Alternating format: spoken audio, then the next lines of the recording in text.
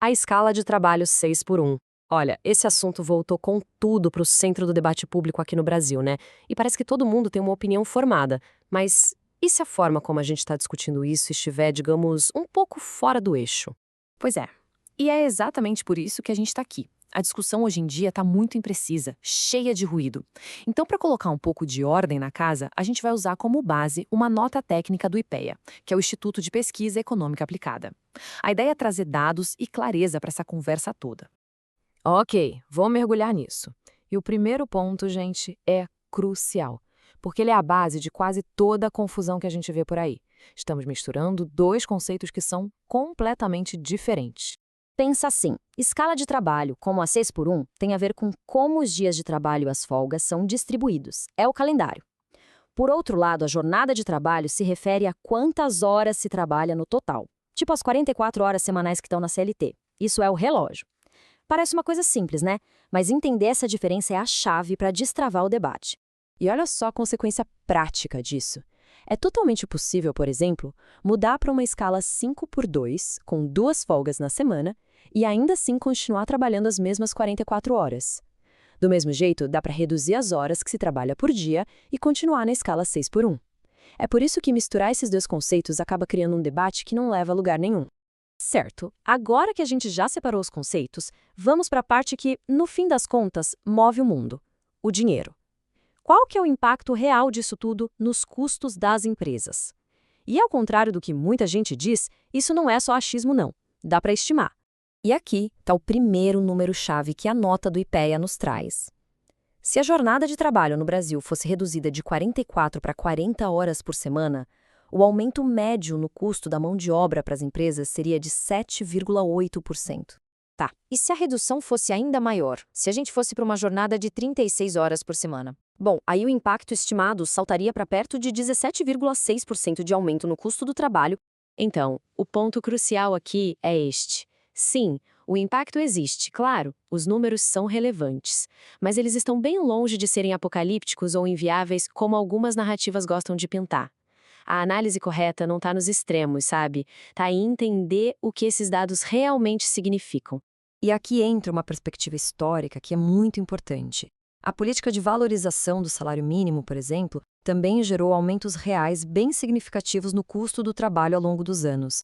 E a economia, bem, ela conseguiu absorver esses movimentos sem que houvesse um colapso no emprego.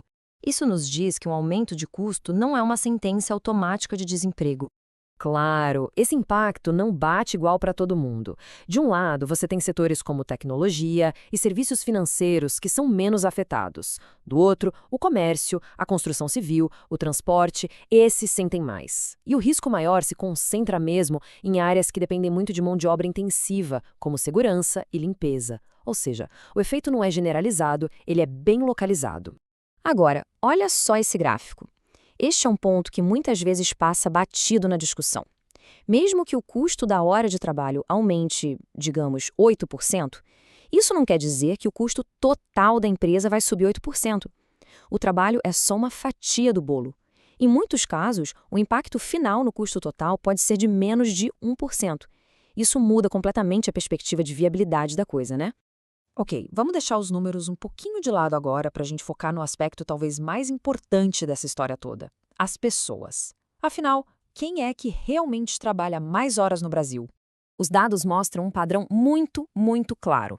As jornadas mais longas estão concentradas justamente entre os trabalhadores que têm os salários mais baixos, menor escolaridade e que estão em empregos com alta rotatividade, aquele famoso entra e sai. E essa frase resume tudo de uma forma brilhante. A gente passou a vida ouvindo que trabalhar muitas horas é sinal de dedicação, de produtividade. Mas o que os dados sugerem é justamente o contrário. Na maioria das vezes, uma jornada longa é um sintoma de um emprego de baixa qualidade, com remuneração ruim e pouca eficiência.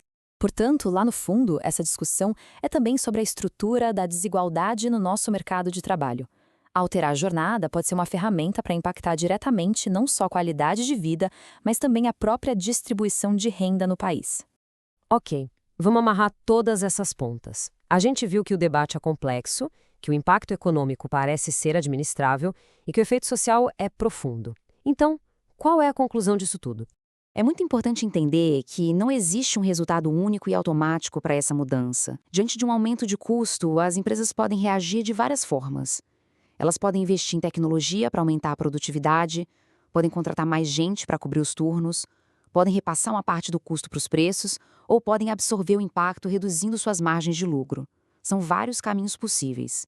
E é aqui que a gente chega ao ponto central. Mais importante do que ser simplesmente a favor ou contra, o grande desafio é qualificar o debate. É preciso desenhar políticas públicas que levem em conta todas essas nuances, os setores que vão ser mais afetados, o impacto nos trabalhadores mais vulneráveis e as diferentes reações que a economia pode ter.